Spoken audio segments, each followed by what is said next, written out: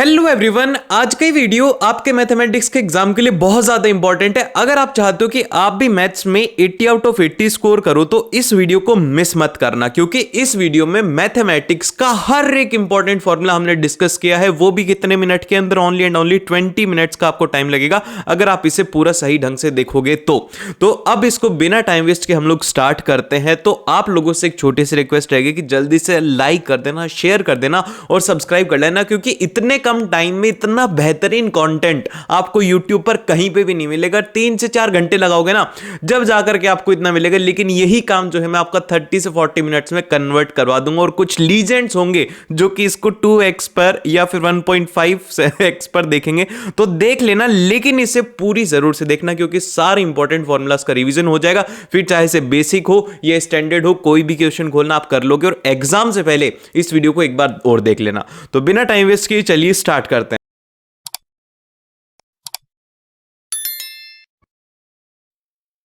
Real number. अब देखो, real number के अंदर जो सबसे पहला फॉर्मूला आता है वो आता है कि HCF into LCM of any two number is equal to product of their number. तो इसके ऊपर बेस्ड एक सीधा सा MCQ क्वेश्चन आ सकता है, तो इसको थोड़ा याद रखना।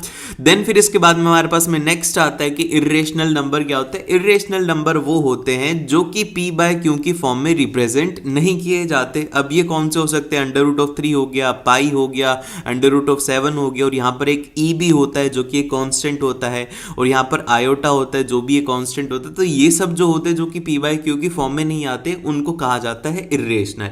लेकिन वहीं पर ही जो नंबर्स हैं जो कि P बाय Q की फॉर्म में रिप्रेजेंट किए जाएंगे, तो वो कौन से होते हैं? वो होते हैं रेशनल नंबर, जैसे कि -2 हो गया। ये पॉजिटिव नेगेटिव हो सकते हैं, और इसके अंदर P एंड Q क्या होते हैं? ये को प्राइम नंबर होते हैं। ठीक है, आपको बस इतना सा सिंपल सा याद रखना है। देन फिर इसके बाद में हमारे पास में जो नेक्स्ट आता है वो आता है पॉलिनोमियल। अब देखो, पॉलिनोमियल से रिलेटेड क्वेश्चन क्या आता है कि डिग्री क्या रहेगी। तो आपको बेसिकली याद रखना है कि कोई भी एक पॉलिनोमियल है, जैसे कि P ऑफ x है, वो है ax की power n plus of b of x की पावर n-1। यहाँ पर जो पावर है x की वो कंटिन्यूसली डिक्रीज होती जाएगी। अगली जो टर्म आएगी वो आएगी n-2, उससे अगली जो टर्म आएगी वो आएगी n-3। तो इस तरीके से x की पावर रिड्यूस होती जाएगी, और लास्ट के अंदर बचेगा कांस्टेंट जहां पर x की पावर 0 हो जाएगी। ठीक है, तो अब अगर हम बात करें कि डिग्री ऑफ पॉलिनोमियल क्या रहेगा, तो डिग्री ऑफ पॉलिनोमियल होती है highest power of x in p of x। इसके अंदर जो हाईएस्ट पावर है वही रहती है उस पॉलिनोमियल की डिग्री। जैसे कि इसके अंदर इसकी डिग्री की बात करें तो यहाँ पर हाईएस्ट पावर है x की पावर n, तो इसकी डिग्री क्या हो जाएगी? वो हो जाएगी n, इसकी डिग्री हो जाएगी। जो लीनियर होते हैं उनके लिए डिग्री होती है 1, क्योंकि यहाँ पर बस एक x के ऊपर 1 पावर रहती है। और जो क्वाड्रेटिक पॉलिनोमियल होते हैं इनके लिए डिग्री रहती है 2, जैसे कि ax² plus bx plus c। जरूरी नहीं है कि सिर्फ और सिर्फ 2 होगा, उससे कम भी प्रेजेंट हो सकते हैं। और ऐसा भी हो सकता है कि उसके अंदर कांस्टेंट ना भी हो, ये x वाली टर्म भी ना भी हो, तो भी उसकी डिग्री 2 ही रहेगी। और इसी तरीके से क्यूबिक के लिए उसकी डिग्री रहती है 3। देन फिर इसके बाद में जो इसका नेक्स्ट पॉइंट आता है वो आता है जीरो ऑफ पॉलिनोमियल। जीरो क्या होता है? बेसिकली उसका रूट होता है, जिसमें क्या होता है कि एक ऐसी वैल्यू ऑफ x रहती है जिसके लिए कि जो p ऑफ x है वो 0 हो जाएगा। जैसे कि एग्जांपल के तौर पर हमें एक इक्वेशन दी हुई ax² प्लस bx, और यहाँ पे कहा गया है कि जो 2 है वो है इसका रूट। देन क्या होगा? तो आप क्या करेंगे, p ऑफ x आपने सपोज कर लिया कि ax² प्लस bx जो कि आपको गिवन है, और इसमें कहा गया है कि 2 इस रूट, तो मतलब क्या होगा? p ऑफ 2 क्या हो जाएगा? वो हो जाएगा 0। तो आपको p ऑफ 2 निकालने के लिए क्या करना है कि ये जो p ऑफ x था, इसमें सारी जगह पे जहां पर भी आपको x दिख रहा है वहां पर आपको क्या कर देना है? 2 पुट कर देना। आपने 2 पुट किया और इसको सॉल्व कर देना। ये यहां पर आ जाएगा 4a plus of 2b is equal to 0। ठीक है, इस तरीके से आपको इसे सॉल्व करना है। देन अगर बात करें कि कितने नंबर ऑफ जीरोस हो सकते हैं, तो नंबर ऑफ जीरोस निकालने का एक तरीका होता है कि आप ग्राफ्स को देख करके भी निकाल सकते हो। जैसे कि अगर ग्राफ गिवन है तो उससे देख करके निकाल सकते हो। ये है हमारे पास में एक p ऑफ x का ग्राफ गिवन है, तो इसमें जितने टाइम पर वो x एक्सिस को टच करेगा, तो वहां पर क्या हो रहा है? आप ध्यान से देखो कि x एक्सिस को टच कर रहा है, तो यहां पर y की वैल्यू क्या है? y की वैल्यू है 0। तो y क्या है यहां पर? वो है p ऑफ x। और यहां पर जितनी भी टाइम x को टच कर रहे हैं वहां पर p ऑफ एक्स जीरो हो रहा है, मतलब क्या है कि ये जो पॉइंट है दोनों, इनके ऊपर y की वैल्यू जीरो है, तो ये क्या हो गए, ये हो गए इसके रूट हो गए। तो आपको याद रखना है कि जितने टाइम एक्स एक्सिस को टच करेगा उतने उसके नंबर ऑफ रूट्स रहेंगे, ठीक है। देन फिर इसके बाद में नेक्स्ट जो नोट है ये बहुत ही ज्यादा इंपॉर्टेंट है कि नंबर ऑफ जीरोस जो हैं उसके लेस देन और equal two degree of polynomial होते हैं। इसका मतलब क्या होता है कि अगर हमारे पॉलिनोमियल की डिग्री क्या है, उसकी डिग्री है 2, ठीक है, उसकी डिग्री है 2, तो उसके नंबर ऑफ रूट की अगर मैं बात करूं, नंबर ऑफ रूट जो रहेंगे हमारे पास में वो रह सकते हैं 2, मैक्सिमम 2 रह सकते हैं, हो सकता है 1 भी और हो सकता है 0 भी हो, लेकिन 2 से ज्यादा नहीं होंगे। ये बात अपने दिमाग में रख लेना। देन फिर इसके बाद में जो हमारे पास में नेक्स्ट पॉलिनोमियल आता है वो आता है क्वाड्रेटिक पॉलिनोमियल। अब क्वाड्रेटिक पॉलिनोमियल की बेसिक जो इक्वेशन है, स्टैंडर्ड फॉर्म रहती है, वो रहती है p of x is equal to a x square plus b x plus constant. यहां पर a 0 नहीं हो सकता, अगर a 0 हो जाएगा, एक बार केस ले लेते हैं कि 0 हो जाएगा, तो ये जो एक्स स्क्वायर वाली टर्म है ये 0 हो जाएगी, plus of b x plus of constant, तो यहां पर क्या हो जाएगा, एक लीनियर फॉर्म में आ जाएगी। लेकिन हमें इसे क्वाड्रेटिक रखना है, इसीलिए a की वैल्यू 0 नहीं हो सकती और बाकी की वैल्यू 0 हो सकती है। और यहां पर जो डिस्क्रिमिनेंट होता है उसको रिप्रेजेंट किया जाता है बी स्क्वायर माइनस 4ac। ये बहुत ही ज्यादा इंपॉर्टेंट है क्योंकि उसके ऊपर बेस्ड सीधा क्वेश्चन आ सकता है, ठीक है। तो आपको इसमें 3 चीजें याद रखनी है। सबसे पहला ये कि अगर d की वैल्यू 0 से बड़ी होगी तो इसका केस ये रहेगा कि इसके पास में 2 डिफरेंट रूट रहेंगे, 2 डिस्टिंक्ट रूट विल एग्जिस्ट, और इसका ग्राफ कुछ इस तरीके से रहने वाला है क्योंकि 2 बार इसको टच कर रहा है तो इसके 2 रूट रहेंगे। देन फिर इसके बाद में अगर d की वैल्यू लेस देन 0 हो जाती है तो इस केस के अंदर क्या होगा कि इस केस के अंदर कोई भी रियल वैल्यू एग्जिस्ट नहीं करने वाली, ये इसका ग्राफ एक्स एक्सिस को कहीं पर भी टच नहीं कर रहा। देन फिर इसके बाद में जिसकी थर्ड वैल्यू आती है वो आती है कि d की वैल्यू अगर क्या हो जाए, वो हो जाए 0, तो इस केस के अंदर क्या होता है कि रियल और इक्वल रूट एग्जिस्ट करते हैं, रियल और इक्वल रूट एग्जिस्ट करते हैं। इस केस के अंदर ये जो पॉइंट है ये बताता है कि यहां पर एक रूट है जिसके लिए कि इसके दोनों के दोनों रूट इक्वल हो जाएंगे। देन फिर इसके बाद में हमारे पास में नेक्स्ट जो आता है वो आता है क्यूबिक पॉलिनोमियल। तो अब क्यूबिक पॉलिनोमियल क्या है, क्यूबिक पॉलिनोमियल एक बेसिक इक्वेशन है ax cube plus bx square plus cx plus d, और यहां पर a 0 नहीं हो सकता। तो इस केस के अंदर क्या होगा कि ये इसका ग्राफ इस तरीके से होता है कि x एक्सिस को कितने टाइम टच करता है, 3 टाइम टच करता है, ठीक है। फर्स्ट रूट नेगेटिव हो सकता है, सेकंड रूट 0 हो सकता है, थर्ड रूट पॉजिटिव हो सकता है। इस तरीके से इसका हमारे पास में रहता है क्यूब का ग्राफ। देन फिर इसके बाद में चलते हैं हम नेक्स्ट की तरफ, जो कि आता है हमारे पास में pair of linear equation in 2 variable. अब देखो इस चैप्टर से क्वेश्चन ये आता है कि आपको कोई भी 2 इक्वेशन दे दी जाएंगी, जैसे कि इक्वेशन गिवन है ax plus b1y plus of c1 is equal to 0 और a2x plus b2y plus of c2 is equal to 0, ठीक है, ये आपको गिवन है। तो आपको करना क्या है, यहाँ पर a b c की वैल्यू अलग अलग निकाल लो एक तरफ करके और आप ऐसे लिख लेना। फिर इसके बाद में आपको वैल्यूज कंपेयर करनी है कि a1 अपॉन a2 और b1 अपॉन b2 अगर अनइक्वल रहते हैं, उनमें कोई भी रिलेशन नहीं है, तो ऐसे अगर रहेगा तो उसके लिए यूनिक सॉल्यूशन रहेगा और वो जो लाइन का नेचर है वो रहेगा इंटरसेक्टिंग लाइन। और फिर इसके बाद में आता है कि कोई भी सॉल्यूशन नहीं है, तो इसके लिए क्या होगा कि एक ऐसी कंडीशन है कि a1 upon a2 is equal to b1 upon b2 पर वो c1 अपॉन c2 के बराबर नहीं रहेंगे, तो इस केस के अंदर कोई भी सॉल्यूशन नहीं होगा। और ये जो लाइन होंगी ये होंगी पैरेलल लाइन, और इनका जो नेचर रहेगा वो रहेगा इनकंसिस्टेंट, इनका नेचर रहने वाला है। देन फिर इसके बाद में हम लोग बात करते हैं, वो करते हैं इनफाइनाइटली सॉल्यूशन की, उनके बहुत सारे सॉल्यूशन है, तो वो कौन सी लाइन होती है, उसके लिए आपको करना होता है a1 upon a2 is equal to b1 upon b2 is equal to c1 upon c2। तो ऐसी जो लाइंस होती हैं उनको कहा जाता है कोइंसिडेंट लाइन, जिनके लिए कि इनफाइनाइट सॉल्यूशन होता है। देन फिर अगर आपको वैल्यू ऑफ x निकालनी, जैसे कि ये 2 इक्वेशन है, तो इनमें अगर आपको x की वैल्यू निकालनी है तो इसके लिए 2 तरीके होते हैं। सबसे फर्स्ट तरीका होता है बाय सब्स्टिट्यूशन। इसका मतलब क्या होता है कि ये जो हमारी फर्स्ट इक्वेशन है और ये सेकंड इक्वेशन है, इन दोनों में से किसी में से x की वैल्यू निकालो और इसमें से पुट कर दो, जो भी आसान है उसकी निकाल करके दूसरे में पुट कर दो। तो यहाँ पर दिया हुआ है x plus 2y is equal to 3, तो यहाँ से हम बहुत ही आसानी से कर सकते हैं। 2y को इधर ट्रांसफर किया तो x की वैल्यू होगी x is equal to 3 minus 2y। अब ये जो x की वैल्यू है इसको उठा करके हम फर्स्ट इक्वेशन के अंदर रख सकते हैं, 7 इंटू 3 माइनस 2y और minus of 15y is equal to 2, और एक तरफ y रहेगा और यहां से आपके पास में y की वैल्यू कैलकुलेट कर लेंगे। जब y की वैल्यू आ जाएगी तो उसको इस इक्वेशन के अंदर रख करके x की वैल्यू आ जाएगी। इस तरीके से एक तरीका होता है ये, जिससे कि आप सॉल्व कर सकते हो। अब जो दूसरा तरीका है वो है बाय एलिमिनेशन। अब देखो एलिमिनेशन के अंदर क्या होता है कि आप कोई एक पूरी टर्म को कैंसिल कर देते हो, या तो आप पूरी पूरी x की टर्म को कैंसिल कर दोगे या फिर आप पूरी पूरी y की टर्म को कैंसिल कर दोगे। तो यहां पर दो इक्वेशन गिवन है, x plus 3y is equal to 6 और दूसरी इक्वेशन गिवन है 2x plus 3y is equal to 12। तो आपको यहां पर कॉमन दिख रहा होगा कि ये 3y और 3y है, तो आपके दिमाग में आना चाहिए कि हम इनको आसानी से कैंसिल कर सकते। तो हम क्या करेंगे कि जो इक्वेशन फर्स्ट है उसको सेकंड में से सब्ट्रैक्ट करेंगे, सेकंड को फर्स्ट में से जब सब्ट्रैक्ट करेंगे तो 3y से 3y कैंसिल आउट हो गया और यहां पे बचा x और x की वैल्यू आ गई x इज इक्वल टू 6। अब x इज इक्वल टू 6 आप चाहो तो सेकंड में पुट कर दो या फिर आप चाहो तो फर्स्ट में पुट कर दो, वहां से आपके पास में y की वैल्यू आ जाएगी। तो जो भी आपको तरीका सही लगे एग्जाम के अंदर वो उससे आपको एग्जाम में सॉल्व कर देना है। देन फिर इसके बाद में हमारे पास में जो नेक्स्ट आता है वो आता है क्वाड्रेटिक इक्वेशन। अब देखो क्वाड्रेटिक इक्वेशन जो है उसमें जो क्वेश्चन आते हैं वो आते हैं नेचर ऑफ रूट्स पे, ठीक है। तो हम नेचर ऑफ रूट्स डिस्कस करते हैं, लेकिन उससे पहले थोड़ा सा बेसिक देखो, वो ये है कि बेसिक क्वाड्रेटिक इक्वेशन रहेगी वो रहेगी ax square plus of bx plus constant, यहाँ पर a जीरो नहीं रहेगा और इसके दो रूट रहेंगे अल्फा और बीटा, और अल्फा बीटा इसके रूट रहने वाले। अब हम बात करते हैं कि इस क्वाड्रेटिक इक्वेशन का सॉल्यूशन किस तरीके से होता है। दो तरीके होते हैं। सबसे पहला जो तरीका होता है वो होता है क्वाड्रेटिक फॉर्मूला, जो कि आप अभी याद कर लो। वो है कि अगर आपको x की वैल्यू निकालनी है तो वो होता है minus of b plus minus, यहां पर आ जाता है, मैं एक बार कलर चेंज कर लेता हूं, minus of b plus minus of, यहां पर याद रखो ये होता है पॉजिटिव और नेगेटिव। अगर अल्फा चाहिए तो उसके लिए पॉजिटिव रखना है और अगर बीटा चाहिए तो उसके लिए नेगेटिव रखना है। देन फिर इसके बाद में क्या होता है कि under root of b square minus 4ac divided by 2a, इसको आप थोड़ा सा सिंप्लीफाई करके लिख सकते हो minus of b plus minus under root of d divided by में 2a, क्योंकि d की वैल्यू क्या होती है, वो होती है हमारे पास में b square minus of 4ac, तो इसको हम ऐसे भी सिंप्लीफाई करके लिख सकते हैं।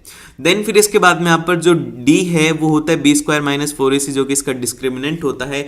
अब इसके बाद में जो सबसे इंपॉर्टेंट टॉपिक है जिससे कि क्वेश्चन आएगा ही आएगा, आपको एग्जाम के अंदर देखने को मिलेगा इस सेकंड वाले पॉइंट से, वो ये है कि nature of root. Nature of root क्या रहेगा, अब d इज ग्रेटर देन 0, तो इस केस के अंदर रियल और अनइक्वल रूट रहेंगे, लेकिन जो रूट है उनकी वैल्यू रहेगी minus of b plus minus under root of d upon में 2a। तो आपको वैल्यू भी याद रख लेनी कि यार अगर d की वैल्यू ग्रेटर देन 0 है तो ये वाला फॉर्मूला लगा करके सीधी सी वैल्यू निकाल लेनी है। और अगर मान लो कि d की वैल्यू 0 हो जाती है, बहुत बार क्वेश्चन के अंदर आएगा कि the quadratic equation having the equal solution, तो उस केस के अंदर आपको क्या करना है कि d की वैल्यू को 0 करना है, और अगर आपको रूट निकालना है तो वो सीधे रूट होते हैं x is equal to minus of b by 2a। आपको ये फॉर्मूला लगाने की जरूरत ही नहीं है, क्वाड्रेटिक फॉर्मूला सीधा आपके पास में रूट आ जाएंगे। देन फिर अगर आपके पास में d लेस देन 0 होता है तो इस केस के अंदर क्या होता है कि आप देख रहे हो कि ये जो d है ये होता है अंडर रूट में, अगर ये नेगेटिव हो जाएगा, अंडर रूट के अंदर नेगेटिव टर्म एग्जिस्ट ही नहीं करती, इसीलिए कोई भी रियल रूट नहीं बनेगा। तो जहां पर भी आ जाए कि d इज लेस देन 0, वहां पर हाथों हाथ लिख देना कि कोई भी रियल रूट एग्जिस्ट नहीं करेगा, आगे सॉल्व करने की जरूरत नहीं है। फिर इसके बाद में आता है हमारे पास में वो आता है अर्थमेटिक प्रोग्रेशन, मतलब AP। इसके अंदर इसके फॉर्मूलाज इंपॉर्टेंट है और इसमें कोई भी कंसेप्ट नहीं है, बेसिक है, आपको पूरे सिंपल से फॉर्मूलाज लगाने और आपको सॉल्व करते जाना है। तो इसके अंदर क्या होता है कि अगर एक कोई फर्स्ट टर्म है जैसे कि 1 है और सेकंड है 2 और थर्ड है 3 और फिर फोर्थ है 4, तो यहां पर क्या हो रहा है कि सभी के अंदर +1 का एडिशन होते जा रहा है, ठीक है, सभी के अंदर +1 का एडिशन हो रहा है। तो ऐसी टर्म होती हैं जिनके अंदर कंटिन्यूअस में एक सीक्वेंस के अंदर कोई नंबर ऐड होता है, उसको कहते हैं AP। अब जैसे कि ये है, ये हो गया A, नेक्स्ट टर्म क्या होगी वो होगी a प्लस डी, फिर थर्ड टर्म क्या होगी वो होगी a प्लस 2d, फिर फोर्थ टर्म क्या होगी वो होगी a प्लस 3d। तो इस तरीके से कंटिन्यू में सिक्वेशंस चलता जाएगा, और जो फर्स्ट टर्म होती है उसको रिप्रेजेंट किया जाता है a से, और सेकेंड टर्म को हम लिखते हैं a प्लस d से, और यहाँ पर जो d है वो होता है कॉमन डिफरेंस, जिसकी की वैल्यू होती है next term minus of previous term. जैसे कि अगर आपको वैल्यू निकालने d की तो a2 माइनस आपको a1 करना पड़ेगा, और ये सभी की वैल्यू सेम रहती है, चाहे से आप a3 माइनस a2 कर लो, a4 माइनस a3 कर लो, d की वैल्यू हमेशा ही कांस्टेंट रहती है। और d जो है वो हमारा हो सकता है पॉजिटिव भी हो सकता है, नेगेटिव भी हो सकता है, और ये 0 भी हो सकता है। अगर आपके पास में d की वैल्यू नेगेटिव आ रही है तो घबराने की जरूरत नहीं है, आप सही कर रहे हो, ठीक है। देन फिर इसके बाद में आता है कि अगर आपको कोई भी nth टर्म निकालनी है, जैसे कि फॉर एग्जांपल के लिए 20 टर्म है हमारी एपी के अंदर और आपको 18th टर्म निकालने की 18th टर्म निकालनी है, तो उसके लिए फॉर्मूला हमने निकाला है वो ये है कि an, मतलब कि अगर आपको a80 निकालना है तो यहाँ पर n की वैल्यू कितनी होगी, वो हो गई 18, ठीक है। वो रहता है a plus of n minus 1 into d, और फिर इसके बाद में आप n की वैल्यू पुट करके आसानी से सॉल्व कर सकते हो। अगर आपको लास्ट टर्म निकालनी है तो उसको रिप्रेजेंट किया जाता है l से, और वो होता है a plus of n minus 1 into D. Then फिर इसके बाद में अगर हम बात करें नेक्स्ट जो आता है वो आता है कि nth टर्म फ्रॉम एंड, की अगर एंडिंग से आपको बोला जाए कि nth टर्म होती है तो वो कैसे निकालोगे, तो उसको निकालने का तरीका बहुत ज्यादा आसान होता है। वो होता है कि लास्ट टर्म जो है वो हो जाती है फर्स्ट टर्म, और फिर इसके बाद में आपको माइनस करने देना होता है n माइनस 1 इंटू डी। बस इसके फॉर्मूला के अंदर इतना सा चेंज है, अगर एंड है तो वहां पर l आ जाता है और माइनस आ जाता है n minus 1 into D. Then फिर अगर हम बात करें कि sum of nth term of AP कितनी, अगर हमारे पास में 10 टर्म है तो उनका सम अगर निकालना है तो उसका फॉर्मूला रहता है Sn is equal to n by 2 into 2a और plus of n minus 1 into d. और यहां पर अगर बात करें an की वैल्यू अगर सिर्फ और सिर्फ आपको निकालनी है, ऐसा कह दिया जाए कि आपको 7th जो टर्म है उनका सम गिवन है, मतलब S7 की वैल्यू गिवन है और उसी के साथ में एक वैल्यू गिवन है S6 की, तो आप यहां से बहुत ही आसानी से an की वैल्यू निकाल सकते हो, कि मतलब A7 की वैल्यू निकाल सकते हो अगर आपको ये वैल्यूज गिवन है Sn की और Sn माइनस 1 की, ठीक है। देन फिर इसके बाद में हमारे पास में जो नेक्स्ट चैप्टर आता है वो आता है लाइंस हैं वो 2 डायमेंशन के अंदर, ठीक है। अब इसमें सबसे पहला कंफ्यूजन तो हमें यही हो जाता है कि हॉरिजॉन्टल होती है वो एक्स एक्सिस होती है, तो उसको हम कहते क्या हैं, बहुत सारे बच्चे इसमें कंफ्यूज रहते हैं, एब्सिस कहते हैं फिर ऑर्डिनेट कहते हैं। तो अभी याद कर लो, हॉरिजॉन्टल एक्सिस को कहा जाता है एक्स एक्सिस और इसका नाम होता है वो होता है एब्सिसा, और जो वर्टिकल होती है उसको कहा जाता है वाई एक्सिस और इसका नाम होता है वो होता है ऑर्डिनेट, ठीक है। ये दोनों अलग अलग होती हैं, एक को याद रख लो, दूसरे वाली का अपने आप पता रहेगा कि यार दूसरा नाम जो है वो वाई एक्सिस के लिए रहेगा। देन फिर इसके बाद में यहाँ पर आता है वो आता है डिस्टेंस फार्मूला। अब देखो डिस्टेंस फार्मूला किसके बीच में लगाया जाता है कि एक पॉइंट कोई भी पी है यहाँ पर और एक कोई दूर पॉइंट है क्यों, और इनके कोऑर्डिनेट्स हमें गिवन है, तो इनके बीच की जो डिस्टेंस है वो हम निकाल सकते हैं इस फार्मूला से। वो होता है अंडर रूट में x2 माइनस ऑफ x1 का square plus of y2 minus of y1 का स्क्वायर, की जो नेक्स्ट पॉइंट है उसमें से आपको प्रीवियस पॉइंट की वैल्यूज को सब्ट्रैक्ट करके आपके पास में डिस्टेंस की वैल्यू आ जाएगी। देन फिर इसके बाद में आता है सेक्शन फार्मूला। सेक्शन फार्मूला जो है इसको इंपॉर्टेंट मार्क कर लो, अगर क्वेश्चन आएगा तो सीधा 3 नंबर के अंदर आने वाला है, ठीक है। तो इस सेक्शन फार्मूला के अंदर क्या होता है कि कोई भी एक ए पॉइंट है और एक है हमारे पास में ये बी पॉइंट, ठीक है। ये है एक लाइन के ऊपर और इनमें कोई भी एक पी पॉइंट है बीच में जो कि इनको स्प्लिट कर रहा है m1 रेशियो m2 के अंदर, ठीक है। m1 रेशियो m2 के अंदर इनको क्या कर रहा है, स्प्लिट कर रहा है। तो अगर हमें निकालनी है कि p के कोऑर्डिनेट क्या होंगे, तो इसके लिए हमारे पास में फॉर्मूला रहता है वो ये रहता है कि m1 into x2 plus minus of m2 into x1 divide by में आ जाता है m1 plus minus of m2। और अगर आपको इंटरनली कह दिया जाए कि इंटरनली बाइसेक्ट कर रहा है तो आपको प्लस लेना है, और अगर कहा जाए कि एक्सटर्नली कर रहा है तो उसके लिए आपको माइनस करना है, ठीक है। बस इसमें इतनी सी बात याद रखो, एक टर्म 1 की रहेगी तो दूसरी वाली जो टर्म है वो रहने वाली है 2 की, अगर m1 है तो उसके साथ में आएगा x2, ठीक है। देन फिर इसके बाद में हमारे पास में आता है वो आता है कि अगर हमें y कोऑर्डिनेट निकालने तो जिस तरीके से x कोऑर्डिनेट निकाला था उसी तरीके से हम लोग y कोऑर्डिनेट निकालेंगे। तो वो क्या हो जाएगा, वो हो जाएगा m1 into y plus minus of m2 into y1, ठीक है। y2 और y1 को अलग अलग करेंगे, पहले y2 आती फिर y1 वाली टर्म आती है और नीचे हमें m1 प्लस m2 करना है। और अगर कह दिया जाए कि आपको इसका मिड पॉइंट निकालना है ab का, तो इसके लिए लगाने की जरूरत ही नहीं है, आपको सीधा फॉर्मूला याद होना चाहिए कि x1 प्लस x2 करना है और उसको हाफ कर देना है, y1 प्लस y2 करना है और उसको हाफ कर देना, वहां से हमारे पास में उसके मिड पॉइंट की वैल्यू आ जाएगी, ठीक है।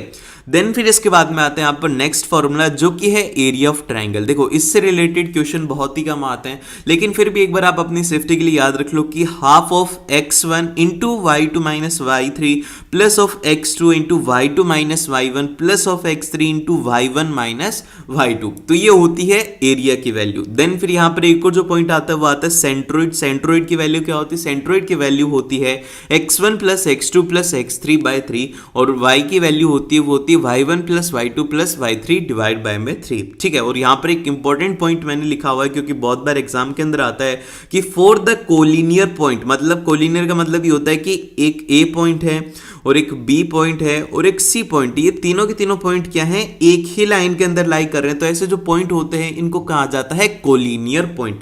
तो इनका जो एरिया ऑफ ट्राइंगल होता है वो होता है 0। तो ऐसे केस के अंदर ये वाला एरिया ऑफ ट्राइंगल काम में आता है। तो इसके लिए आपको ये फॉर्मूला याद रखना है।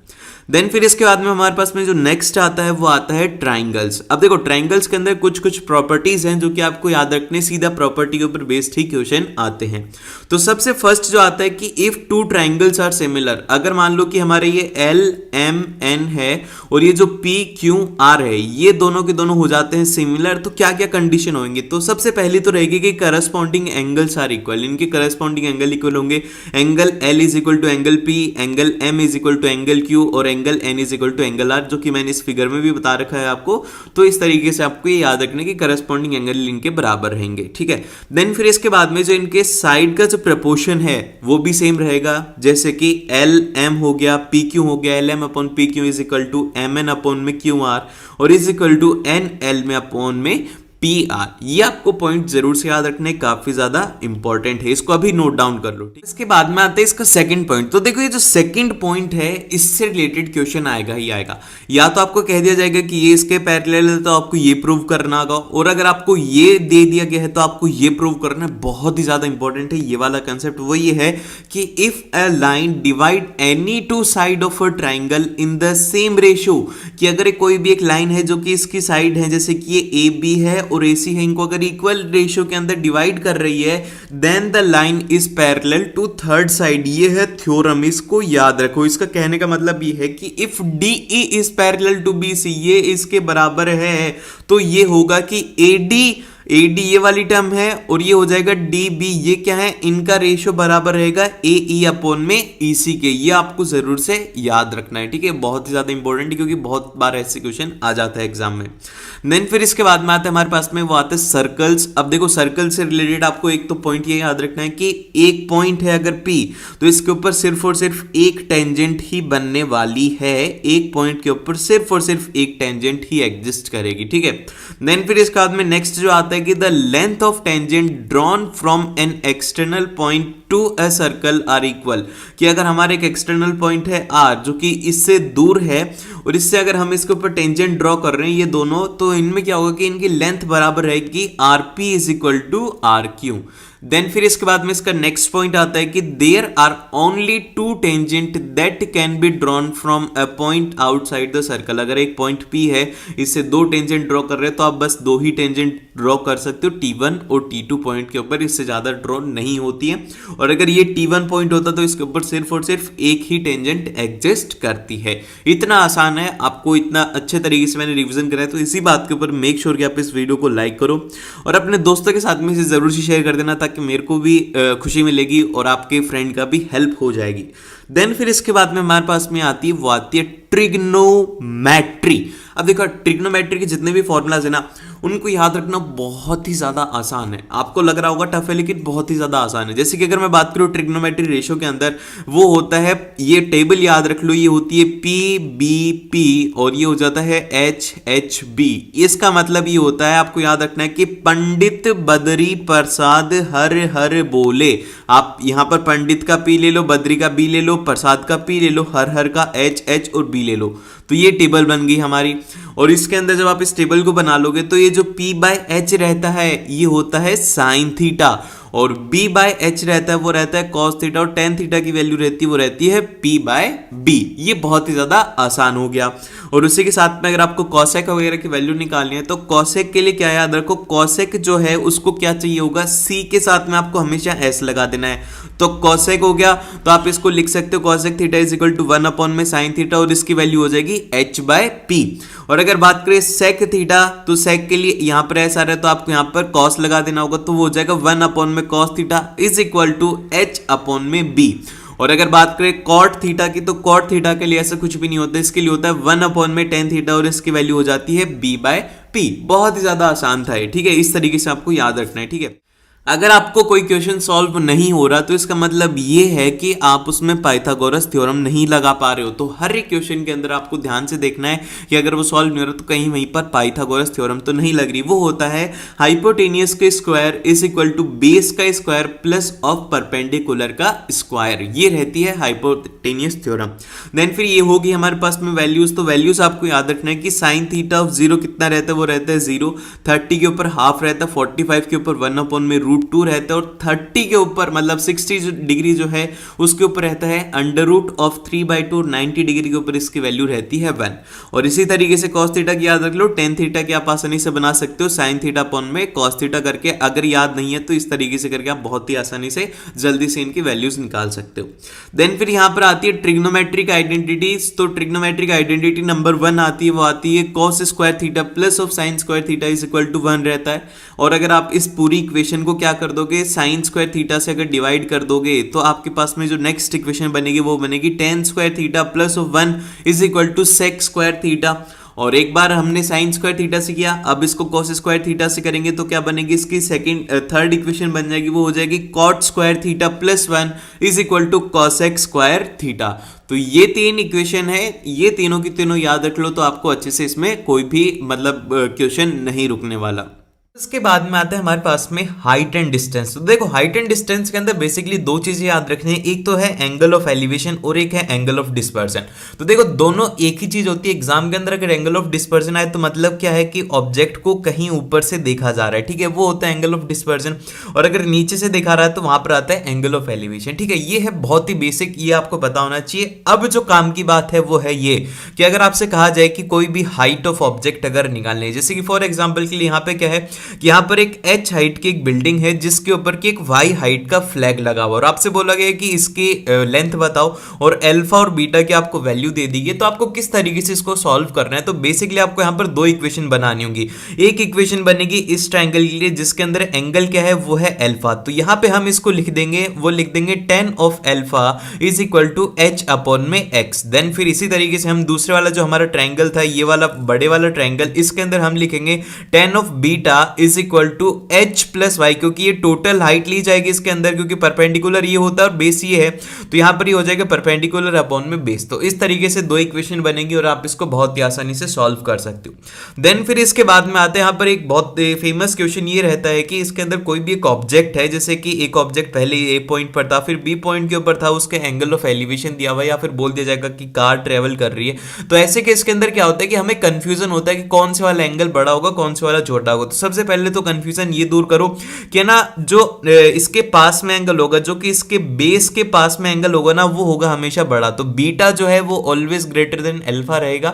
और फिर आपको अब इक्वेशन किस तरीके से बनानी है, आपको सबसे पहले तो बनाना होगा कि ये जो ओवरऑल बड़े वाला ट्रायंगल है जिसके अंदर की जो एंगल है अल्फा, तो आप यहां पर लिखेंगे tan of alpha is equal to हो जाएगा h अपॉन में x प्लस 10, क्योंकि टोटल बेस इसके अंदर वेरिएबल है। और वहीं पर अगर बात करें बीटा के अंदर, तो बीटा के अंदर आपको बेस की कोई भी वैल्यू दी हुई रहेगी, वो रहेगी यहाँ पर tan of beta is equal to h upon में यहाँ पर 10 आएगा, x नहीं आएगा, यहाँ पे 10 आएगा, इसको करेक्ट कर लेना, ठीक है। देन फिर इसके बाद में चलते हैं हम नेक्स्ट की तरफ, जो कि आता है अब एरिया रिलेटेड टू सर्कल। हम देखो इसके अंदर सबसे फर्स्ट तो आपको पता है कि एरिया ऑफ जो हमारा सर्कल होता है वो होता है पाई आर स्क्वायर, और उसका सर्क्यूमफेरेंस होता है वो होता है 2 पाई आर, आर होता है यहाँ पे रेडियस। तो अब इसके बाद में जो इंपॉर्टेंट है वो ये है कि जैसे कि ये हमारा सर्कल है और इसमें हमने कि ये सेक्टर मार्क कर रखा है, आपको दिख रहा होगा ग्रीन कलर का, तो इसका एरिया क्या होगा। तो इसका जो एरिया रहता है कोई भी सेक्टर का, वो रहने वाला है हमारे पास में थीटा अपॉन 360 डिग्री। मतलब थीटा इसका कोई भी एंगल होगा कि ये 60 डिग्री की आर्क है या फिर ये 80 डिग्री की आर्क है, जितने भी डिग्री की आर्क है वो यहां पर थीटा की वैल्यू रखेंगे, फिर 360 से डिवाइड करके पाई आर स्क्वायर से जब मल्टीप्लाई करेंगे तो इस सेक्टर का पूरे का एरिया आ जाएगा। और वहीं पर अगर हमें ये जो रेड वाला मार्क्ड है, इसकी अगर हमें मान लो कि ये निकालना है कि इसकी लेंथ कितनी है, लेंथ ऑफ आर्क कितनी है, तो वो हम निकालेंगे इसी तरीके से थीटा अपॉन में 360, और टोटल कितना है वो है 2 पाई आर से मल्टीप्लाई कर दिया। बहुत ही ज्यादा आसान था, इसके अंदर बस 3 से 4 फॉर्मूला है और आपका ये चैप्टर क्लियर। देन फिर इसके बाद में जो नेक्स्ट चैप्टर आता है जिसके अंदर सबसे ज्यादा फॉर्मूलाज हैं, वो है हमारा सरफेस एरिया एंड वॉल्यूम। अब देखो इसमें ना तीन चीजें आपको याद रखने, एक तो लेटरल सरफेस एरिया जो कि आप कर्व्ड सरफेस एरिया भी बोलते हो, और उसी के साथ में टोटल सरफेस एरिया और उसकी वॉल्यूम। बस तीन चीजें अगर किसी की याद है तो फिर आपसे कोई भी क्वेश्चन गलत नहीं होगा। तो सबसे फर्स्ट अगर मैं बात करूं, यहां पर क्यूब है तो क्यूब के अंदर सारी की सारी साइड्स इक्वल होती है, तो इसका जो लेटरल सरफेस एरिया है वो होता है 4a², और अगर बात करें टोटल सरफेस एरिया वो होता है 6a², और वहीं पर अगर इसकी वॉल्यूम की बात करें तो इसकी वॉल्यूम होती है a³ की, मतलब इसकी कितनी कैपेसिटी होती है वो होती है a³, और अगर इसकी डायगोनल की बात करें वो होता है √3 × a। ठीक है, ये चार चीजें आपको इसमें याद रखने। इसी तरीके से क्यूबॉइड जो है, क्यूबॉइड के अंदर डिफरेंस ये होता है कि इसके अंदर लेंथ अलग होती है, ब्रेथ अलग होती है और हाइट अलग होती है, सब कुछ अलग होता है। तो इसका जो लेटरल सरफेस एरिया है वो रहेगा हमारे पास में 2 × लेंथ प्लस ब्रेथ × हाइट, और इसी तरीके से टोटल सरफेस एरिया है वो रहेगा 2 × LB + BH + LH। ये रहेगा पूरा पूरा उसका टोटल सरफेस एरिया। मतलब लेटरल सरफेस एरिया के अंदर क्या है कि ये जो दीवार हैं ये बस चार दीवार हैं, ऊपर की और नीचे की दीवार को इंक्लूड नहीं करना है। तो वो अब इसके बाद में यहाँ पर जो नेक्स्ट इसकी वॉल्यूम आती है, वॉल्यूम के लिए आपको क्या करना है कि लेंथ × ब्रेथ × हाइट कर देना, वहां से इसकी वॉल्यूम आ जाएगी। और एक बात यहाँ पर इंपॉर्टेंट आप मार्क करके लिख लो कि जो ये लेटरल सर्फेस एरिया और कर्व्ड सर्फेस एरिया होता है ये होता है मीटर स्क्वायर में, और अगर यूनिट नहीं दी हुई है क्वेश्चन में तो आपको लिखना होगा यूनिट स्क्वायर, क्योंकि इसका जो नंबर है वो रहता है हाफ मार्क्स रहता है कि अगर आप यूनिट लिखते हो नहीं लिखते, और अगर आंसर सही निकाल रहे हो यूनिट नहीं लिख रहे तो वहां पर गलती हो सकती है। और जो वॉल्यूम की रहेगी वो रहेगी मीटर क्यूब। लास्ट के अंदर आंसर में लगा देना कि 70 मीटर क्यूब, 60 मीटर क्यूब, इस तरीके से आपको ये करना है। देन फिर इसके बाद में हम चलते नेक्स्ट की तरफ, लेकिन उससे पहले यहाँ पर है डायगोनल। डायगोनल की वैल्यू क्या रहती है, वो रहती है L² + B² + H² का स्क्वायर रूट रहेगा। देन फिर इसके बाद में हमारे पास में जो नेक्स्ट आता है वो आता है यहाँ पर राइट सर्कुलर सिलेंडर।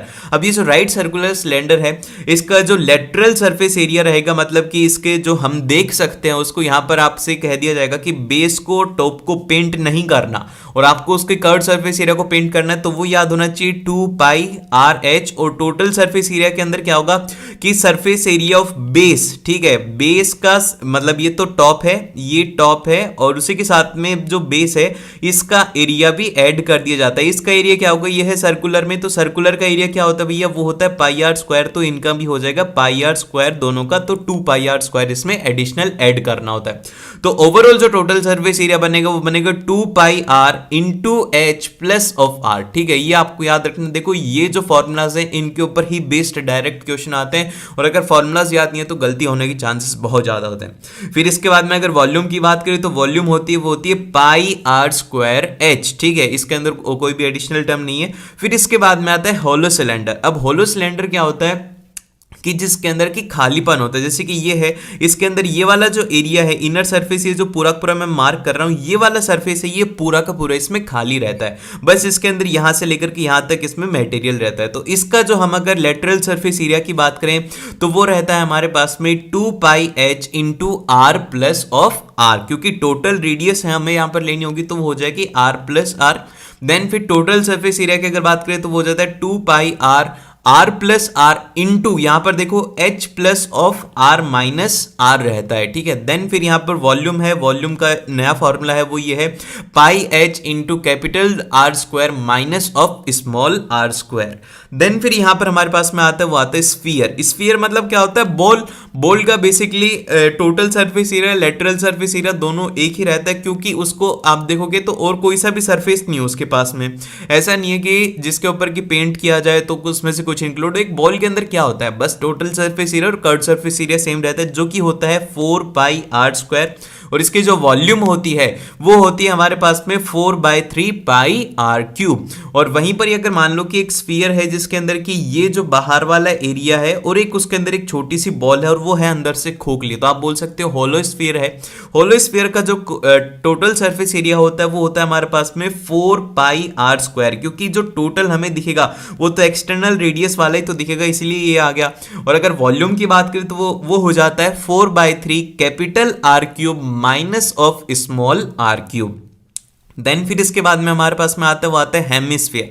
अब देखो हेमिस्फीयर के अंदर अगर हम लेटरल सरफेस एरिया की बात करें तो वो रहता है 2πr²। बहुत ही मतलब जो स्फीयर था उसका आधा कर दो, लेकिन जो टोटल सरफेस एरिया है वो होता है यहाँ पर 3πr² होता है, क्योंकि 2πr² तो इसका लेटरल सरफेस एरिया होगा जो कि हमें दिखता है, लेकिन एरिया ऑफ टॉप भी तो रहेगा नहीं। आप देख रहे हो ना इसमें कटोरी के जैसा है, ये तो कटोरी के जैसा है तो उसके ऊपर कुछ ना कुछ एरिया ऊपर का भी रहता है, तो वो ऐड होकर के यहाँ पे इसका बन जाता है 3πr², और इसकी जो वॉल्यूम रहती है वो रहती है 2/3πr³।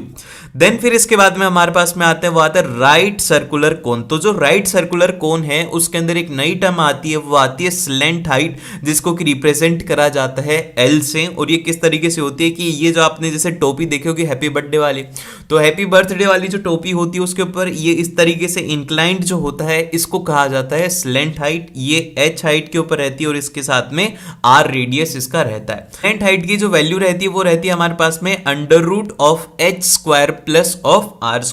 और वहीं पर अगर इसके लेटरल सरफेस एरिया की बात करें तो वो रहता है πRL, और L की वैल्यू आप यहां पर रख दीजिए तो आपके पास में आंसर आ जाएगा। फिर टोटल सरफेस एरिया जो रहता है वो रहता है πR into L plus R रहता है। ये है स्लेंट हाइट। यहां पर हाइट का कहीं पर भी काम नहीं, हाइट का काम है बस और बस वॉल्यूम के अंदर। तो वॉल्यूम के अंदर इसकी जो हाइट रहती है वो रहती है 1/3πr² H, वहां पर आता है इसमें हाइट का काम, और सारी जगह पर क्या है वो है स्लेंट हाइट। देन फिर इसके बाद में हमारे पास में आते हैं वो आते हैं स्टैटिस्टिक्स। अब देखो स्टैटिस्टिक्स के अंदर तीन चीजें इंपॉर्टेंट है, एक है मीन और दूसरा है मीडियन और तीसरा है मोड। ठीक है, ये तीनों की तीनों इंपॉर्टेंट है, इनके फॉर्मूलाज काफी ज्यादा इंपॉर्टेंट है। तो मीन जो है इसके अंदर एक तो है डायरेक्ट मेथड, जिसके अंदर कि आपको है ना सिंपल सा वैल्यूज निकालनी है। xi आपको जैसे कि गिवन होगा fi निकालना है, फिर उसके बाद में उसी से xi fi निकालना है और उसको आपको ऐड करके उसको सॉल्व करना। तो आपको करना क्या होगा, बेसिकली सभी को ऐड करो, xi fi को डिवाइड बाय कर दो fi से, तो आपके पास में उसका आंसर आ जाएगा।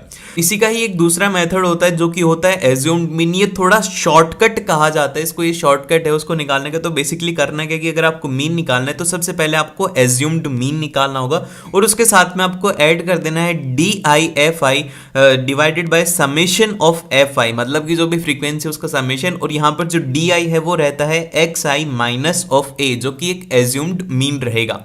देन फिर इसके बाद में मीडियन का जो फॉर्मूला है वो रहता है यहाँ पर L, जो कि लोअर लिमिट रहती है क्लास की, और उसी के साथ में N जो है वो रहता है यहाँ पर समेशन ऑफ फ्रीक्वेंसी, जितनी भी फ्रीक्वेंसी उन सभी का सम, और यहाँ पर माइनस ऑफ CF क्या है, ये है क्यूमुलेटिव फ्रीक्वेंसी, और डिवाइडेड बाय में यहाँ पर आ जाता है F, और इनटू यहाँ पर H जो कि है यहाँ पर हायर लिमिट।